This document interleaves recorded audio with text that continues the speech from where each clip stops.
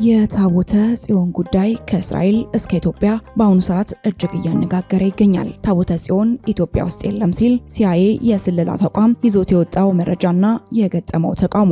ሰላም ጤና ይስጥልን። በመላው ዓለማት የምትገኙ ውድ የአትሮንስ ቤተሰቦቻችን እንዲሁም ለቻናላችን አዲስ ሆናችሁ በዚህ ቻናል ላይ የተለያዩ ኦርቶዶክሳዊ መረጃዎችን በትንታኔ በስፋት የምናስደምጣችሁ ይሆናል። ታዲያ እናንተም ለቻናላችን አዲስ ከሆናችሁ ቻናላችንን ሰብስክራይብ በማድረግ እንድትቀላቀሉን እየጠየቅን ወደ መረጃው እናመራለን። ታቦተ ጽዮን ኢትዮጵያ ውስጥ የለም ሲል ሲአይኤ አስታውቋል። ሲአይኤ ታቦተ ጽዮን አለባት ብሎ የጠቀሰው ቦታ ኢትዮጵያ አለመሆኗ በስፋት እየተነገረ ይገኛል። ይህ ጉዳይም በበርካቶች ዘንድ ተቃውሞና ብስጭትን ፈጥሯል። ሲአይኤ በ1980ዎቹ ታቦተ ጽዮን ይገኝበታል ያሉትን ቦታ ይዘው ወጥተዋል። ድርጅቱ በዚህ ጉዳይ ላይ መንፈሳዊ ያሳስልትን እንደተጠቀመም ይጠቅሳል። ከዚህም የተነሳ የታቦተ ጽዮንን መቀመጫም አግኝተናል። ይህም ከእንጨት፣ ከወርቅ፣ ከሲልቨር እንዲሁም ደግሞ እላዩ ላይ ያለ መላእካዊ ምስሎችም እላዩ ላይ የተሰሩበት ነው የተቀመጠው በሚልም በዶክመንቱም አውጥቷል። የስለላ ተቋሙ ሲአይኤ ዓለምን በአንድ እግሩ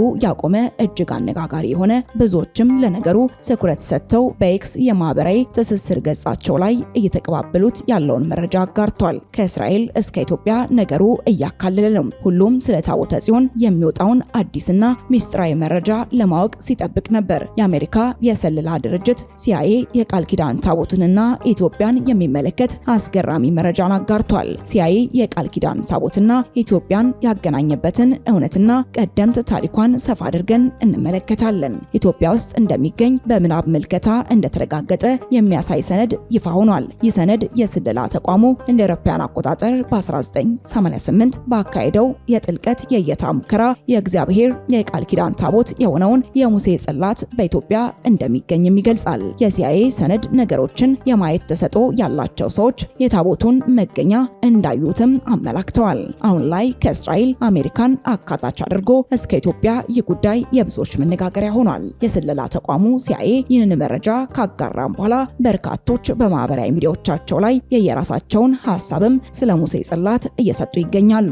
ከኛ ሀገር ስንመጣ ደግሞ ለምን ድርጅቱ ታቦተ ጽዮን ኢትዮጵያ ውስጥ እንደሌለ አመላክቶ የኢትዮጵያ ኦርቶዶክስ ተዋሕዶ ቤተክርስቲያን ዝም አለች የሚል ነው። የሙሴ ጽላት በውስጡ ያለውን ለማየት ፍጹም ሚስጥራዊ ስለሆነ አይፈቀድም። በዚህ ምክንያትም እዚህ ቦታ ላይ ነው የሚገኘው ብሎ ድምዳሜን ለመስጠት ያስቸግራል። ታዲያ አሁን የሲአይኤ ሰዎችም አገኘነው የሚሉት መረጃ በትክክለኛ ጊዜና ቦታ በግልጽ ማሳየት ካልቻሉ ጥናቱ ልክ ነው ብሎ ለመቀበል ያስቸግራል የሚሉ በርካቶች ናቸው። በትክክል የቃል ኪዳን ታቦቱ የት ነው ያለው የሚል ጥያቄ ሲቀርብ የርቀት ተመልካቹ ከመሬት በታች ባለ ቦታ ላይ ነው፣ ምናልባትም በመካከለኛው ምስራቅ ቦታ ላይ ይገኛል የሚል መረጃን ከመስጠት ውጪ በቁሳዊ ማስረጃ ማቅረብ አልቻለም። ስለ ታቦተ ጽዮን በርካታ ሃይማኖታዊ አስተምሮችን መነሻ በማድረግ ምርምሮችም ተካሂደዋል። በተለይም ደግሞ ከኢትዮጵያና እስራኤል ጋር ተያይዞ በተደጋጋሚ ሲነሳም ቆይቷል። ኢትዮጵያና የቃል ኪዳኑ መንገድ የሚገናኙባቸው ቁልፍ መንገዶች እጅግ ብዙ ናቸው።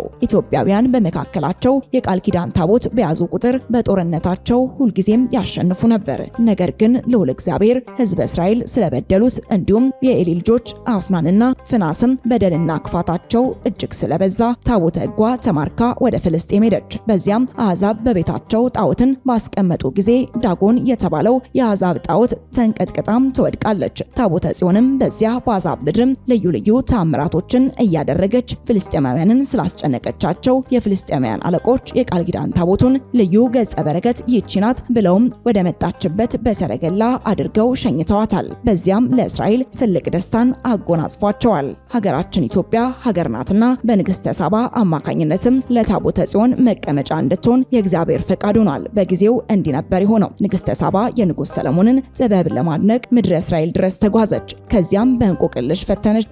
እሱም በጥበቡ ሁሉን መለሰላት። ንግስተ ሳባ 6 ወራትን በእስራኤል ተቀመጠች። በዚያም ጊዜ ከጠቢቡ ሰለሞን ምኒልክን ጸንሳለች። ንግስተ ሳባ ከእስራኤል ቆይታዋ ስትመለስ የጸነሰችው ልጅ ልጅም ተወልዶ አድጎ መለየት ያስችለው ዘንድ ንጉስ ሰለሞን የጣት ቀለበትን ሰጣት። እሷም ያንን ይዛ በመመለስ ላይ እንዳለችም ባህረ ኤርትራን ተሻግራ ከሀገሯ ድንበር ከአሚሴን አውራጃ ማይብላ የተባለ ቦታ ስትደርስም ቀዳማዊ ምኒልክን ወለደችው። በመናገሻ ከተማ አክሱምም ወስዳ አሳደገችው። በኋላም የአባቱን ማንነት አጥብቆ ይጠይቃት ስለነበረ ብዙ ሹማምንትና መኳንንቶችን አስከትላ እሷን የወሰዳትን ሳምራንን አደራ ብላ ወደ ኢየሩሳሌም ላከችው። መልኩም አባቱን ይመስል ስለነበረ ብዙ የንጉስ ሰራዊቶችና ህዝቡም ንጉሳቸው ሰለሞን የመጣ መስሏቸው ይሰግዱለት ነበር። ንጉስ ሰለሞን ስለዚህ ነገር ሲሰማም ወጥቶ በሚመለከትበት ጊዜ የእርሱ ልጅ እንደሆነም በመልኩ መመሳሰል ብቻ አወቀ። በፍቅርም ተቀብሎ አቀፈው፣ ሳመው፣ ከእርሱም ጋር አስቀመጠው። ከዚያም በኋላ ጠቢቡ ሰለሞን የእስራኤልን ታሪክ፣ ባህልና ሃይማኖት ለ3 ዓመታት አስተማረው። እናም ሊያነግሰው ቢሻም የእግዚአብሔር ፈቃድ ግን አልነበረም። በሌላ በኩል ደግሞ ቀዳማዊ ምኒልክ ወደ እናት ሀገራቸው ሄደው መንገስ እንደሚፈልጉ በመናገር ቀጥታ ወደ ኢትዮጵያ መሄድ እንዳለባቸውም በቁርጠኝነት አሳወቁ። ንጉሱም ልጁ ወደ መጣበት እንዲመለስ እንደጠየቃችሁኝ አደርጋለሁ፣ ግን ወደ ሀገሩ ስሸኘው ብቻውን አይሆንም። የኔ የበኩር ልጅ ከዚህ እንደሚሄድ ሁሉ የእናንተም ካህናት ልጅ አብረውት ወደ ኢትዮጵያ ይሄዳሉ ብሎ ማዘዘ። በዚህም መሰረት ቀዳማዊ ምኒልክ ወደ ኢትዮጵያ ሲመለሱ አብረውት 1200 እስራኤላውያን፣ 312 በአዛሪያስ የሚመሩ ሌዋውያን ካህናትም አብረውት ለጉዞ ተነሱ። የብሉይ ኪዳን መጻሕፍትና ሌሎችም በርካታ ቁሳቁሶችን ይዘው ነበር። ነገር ግን ታቦተ ጽዮንን አዛሪያስና ካህን ተማክረው ቀዳማዊ ምኒልክ እንኳንም ሳይሰሙ በሚስጥር ይዘውት ሊመጡ ተስማሙ። እቅዳቸውንም ለማሳካት በታቦተ ጽዮን ቦታ ሌላ ታቦት አዘጋጅተው ለመሄድም በሚነሱበት ዕለት ሌሊትም ወደ ቤተ መቅደስም ይዘውት ሄዱ። ከዚያም ከቤተ መቅደስ ሲደርሱም የእግዚአብሔር ፈቃድ ነበርና የቤተ መቅደሱ በር ተከፈተና ውስጡም በብርሃን ተሞልቶ ታቦተ ጽዮን ከመንበሯ ቁጭ ብላ አገኟት። በዚያም የአምላክ ፈቃድ በመሆኑ እየተደሰቱ በፍጥነት ይዘዋት ወጡ።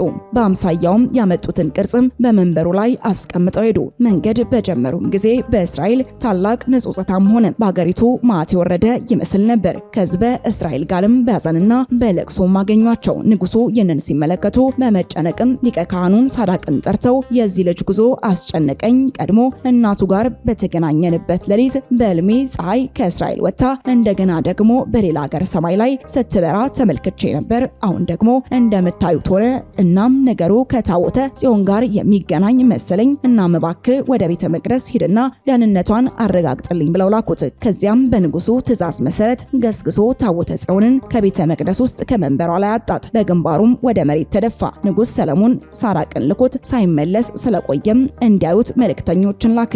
እነሱም ከነበረበት ሲደርሱ ወድቆ አገኙት። ሳዳቅም የሆነውን ነገር ሁሉ ነገራቸው። ከዚያም እነርሱም ያዩትንና የሰሙትን ሁሉ ለንጉሱ ነገሩት። ሰለሞንም እጅግ ተቆጣ። ከዚያም ታቦተ ጽዮን የወሰዱ ኢትዮጵያውያንን እንዲከተሏቸውና እንዲፈጇቸው ነገራቸው። ነገር ግን ባህረ ኤርትራን ከተሻገሩ እንዲተዋቸውም ነግሯቸዋል። እሱ ግን ማቅ ለበሰ።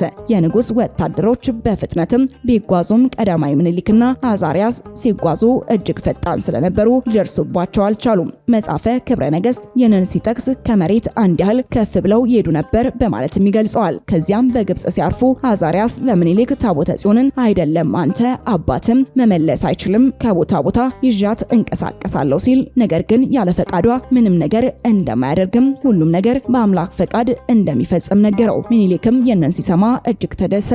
ወደ ኢትዮጵያም ተመለሰ። ታዲያ በዚህ መነሻ የቃል ኪዳን ታቦቱ በኢትዮጵያ ይኖራል የሚል እሳቤም አለ። በዚህ ጉዳይ ላይ የሲአይኤ የስለላ ተቋም ያወጣውን መረጃ አነጋጋሪነቱን ቀጥሏል።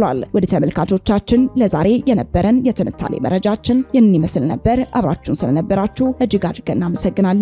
በቀጣይ እስክንገናኝ ድረስ ቸር ሰንብቱልን።